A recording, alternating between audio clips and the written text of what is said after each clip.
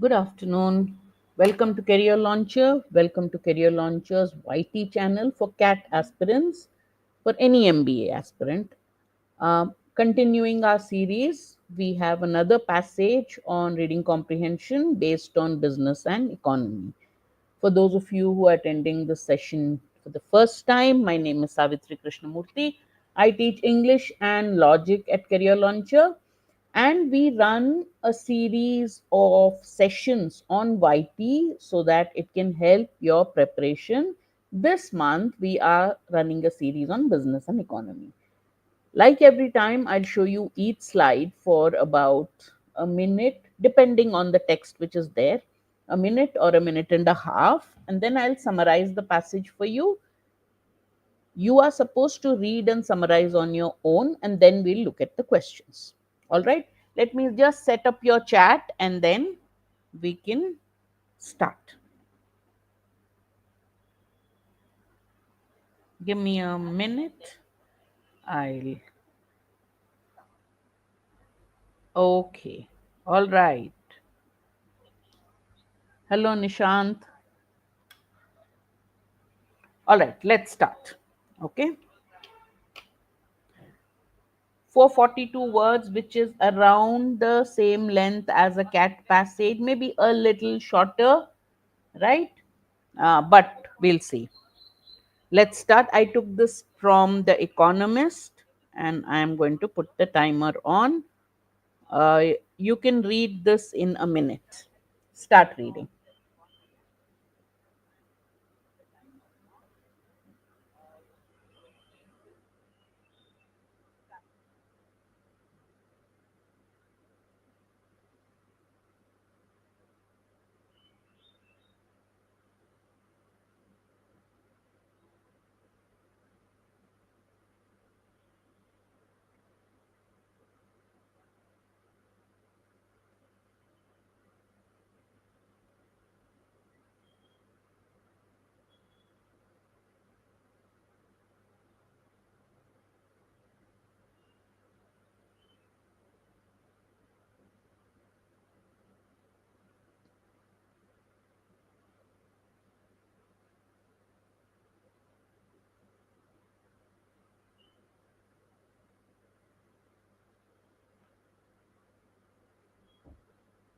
All right, let's move to the next slide.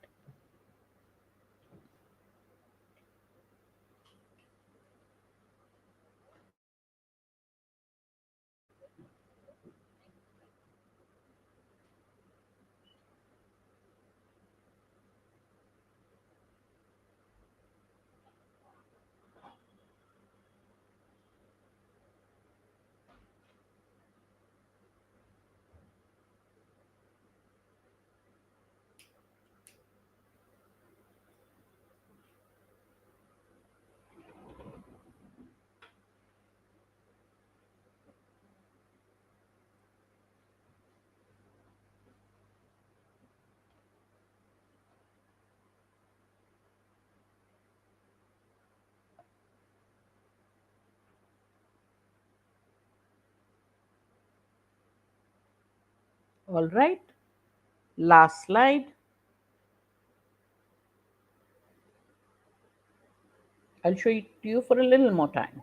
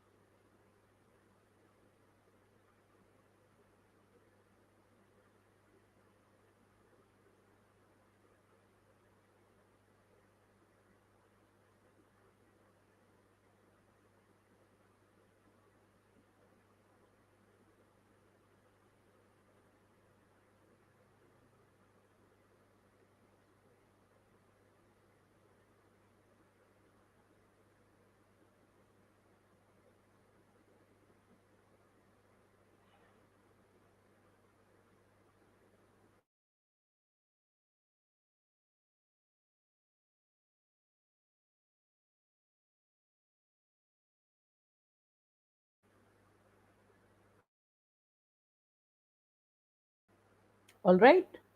Okay, now the first question itself tells us we need to summarize the passage properly.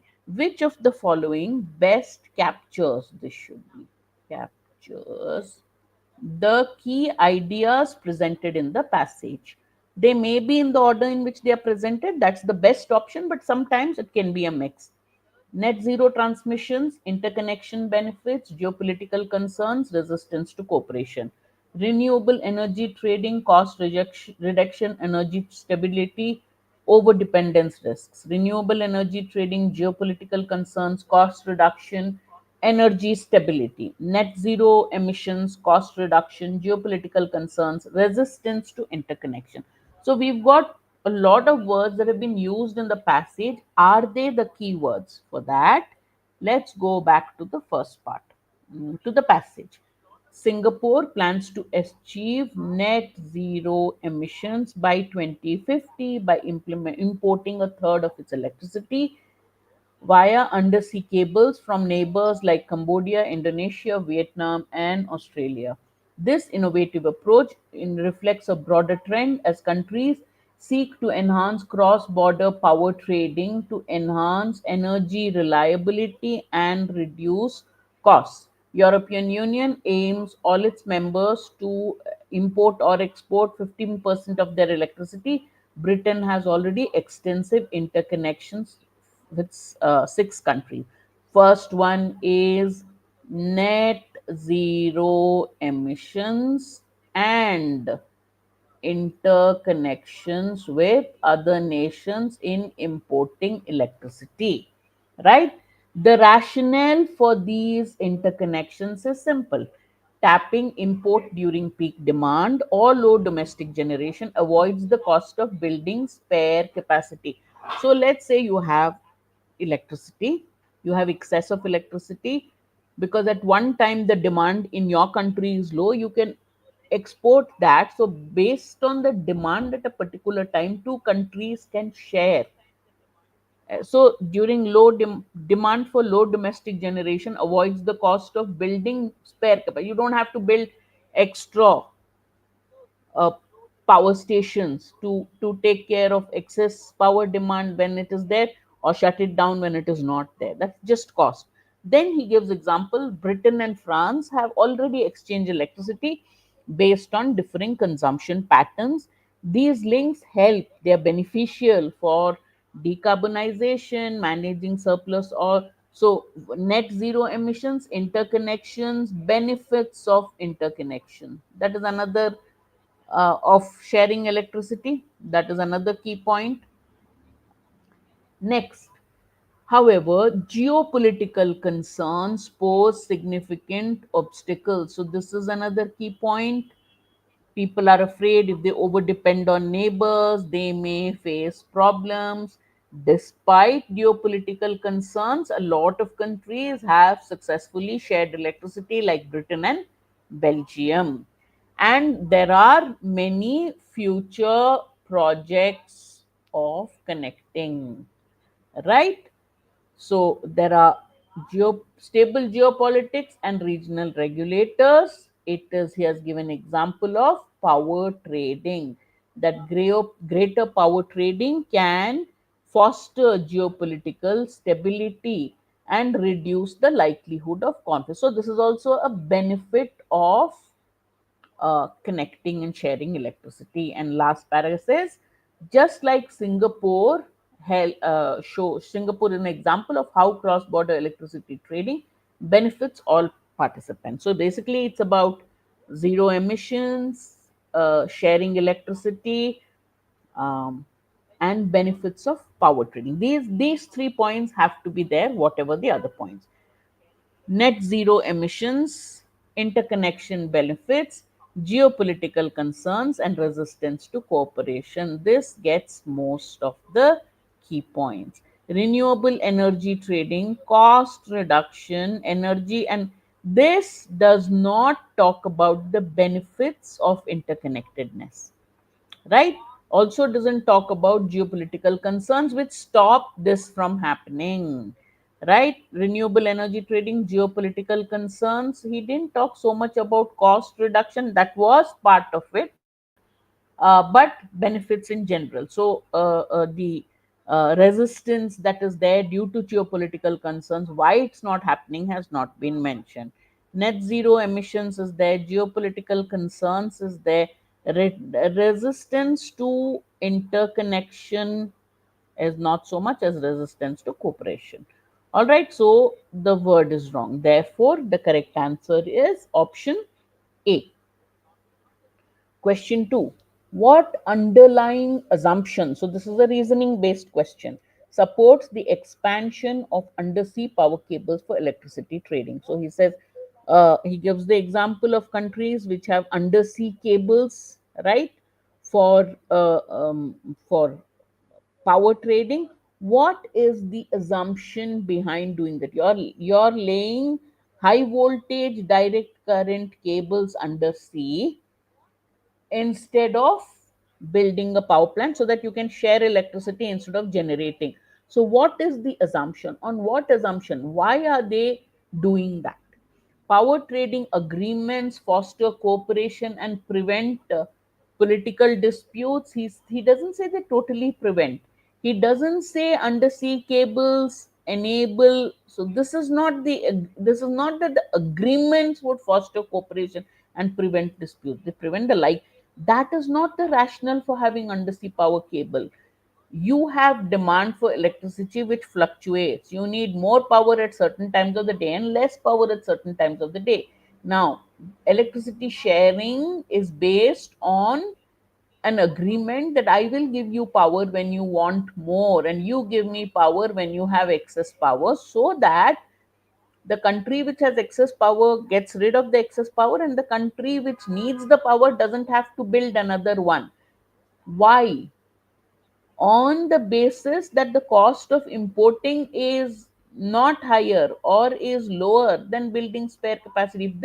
If importing electricity had been costly, then they would have built a power station, built more generative capacity instead of importing. But the cost benefit analysis, the benefits are on importing. Therefore, the assumption is importing is more effective, cheaper than building spare capacity. Therefore, the correct answer is option B. I hope you got that right. All right. What is the key benefit of high voltage direct current cables mentioned in the passage? They eliminate transmission losses over long distances. They make long distance power transmission economically viable. They facilitate renewable energy generation domestically. They are cheaper to construct than traditional grids. He has not told anything about traditional grids. He didn't say that you can generate, if you have high direct current, you can generate more electricity. No, he did not say they eliminate transmission losses. He says effective transmission can happen. They make transmission economically viable. There will be some loss, it will not totally eliminate, but it will be cost effective and efficient. Therefore, the correct answer is option B. Why might Singapore's plan to import electricity from Australia via undersea cables face geopolitical challenges? That means, what is the challenge Singapore might face if it imports electricity as planned from Australia via undersea cables? What would the biggest challenge be? Dependence on a single trading partner increases energy costs. One, it didn't say that Singapore has only Australia as a single trading partner, and it did not say it increases energy costs. So, this is not correct. Neighboring countries may exploit Singapore's local energy markets. How? Disputes over energy trade rules could create uncertainty, or long distance connections increases risk of sabotage during conflicts. Only during conflicts.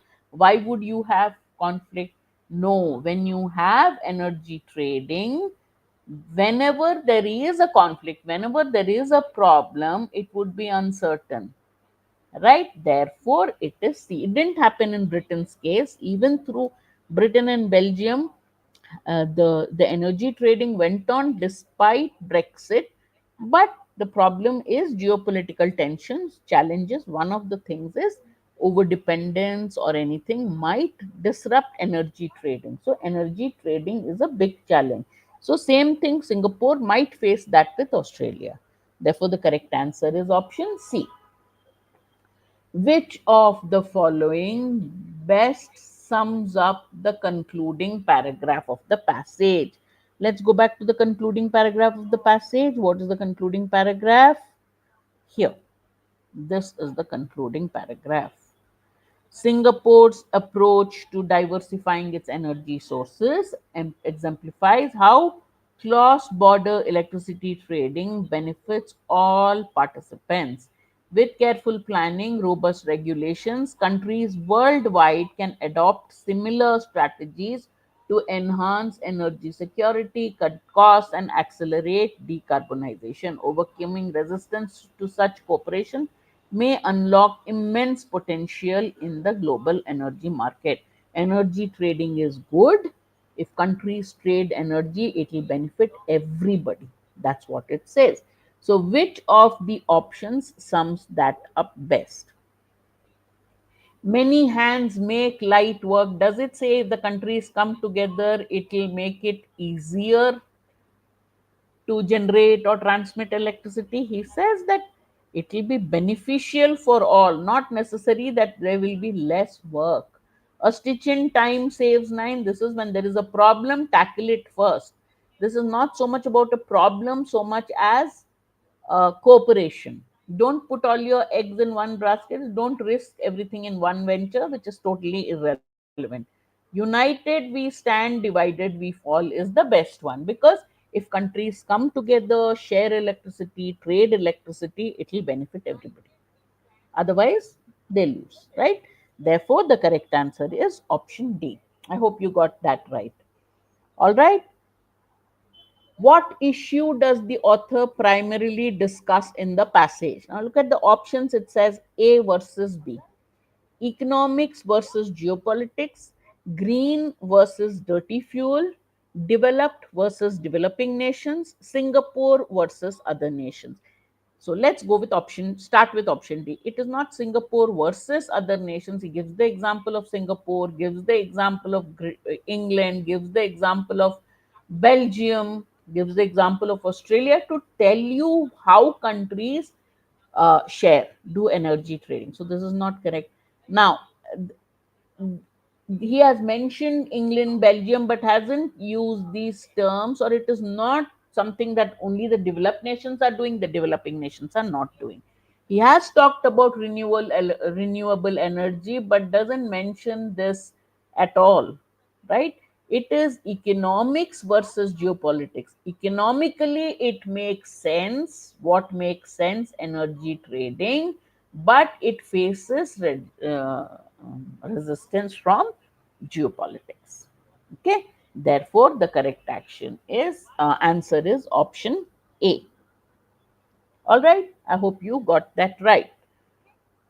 All right, so that was a short passage with a lot of examples. So when you read it, it's only the main points that you read. The examples are just to keep, okay, this and this country is doing this. So you can read this passage in 3 minutes and answer at least 3 out of the 4 questions correctly. All right, any questions, any doubt for me?